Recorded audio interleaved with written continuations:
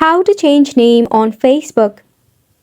Hey there, welcome back to the channel, and let's get right into this tutorial.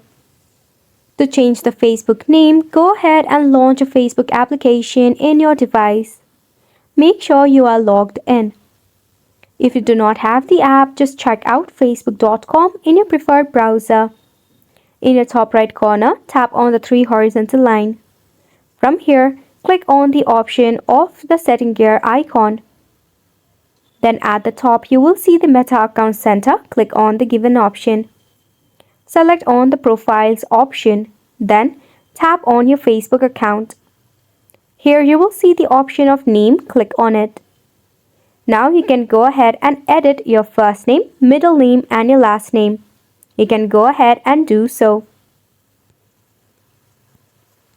Now as you can see at the bottom, you will see if you change your name, you cannot change it again for 60 days. And in no way possible you'll be able to switch up your name until the 16 days of the trial period gets over. So make sure you enter your name properly. Once done, tap on Review Change. And just like that, you'll be able to change your name successfully on Facebook. This sums up the tutorial as well. Thank you so much for tuning in.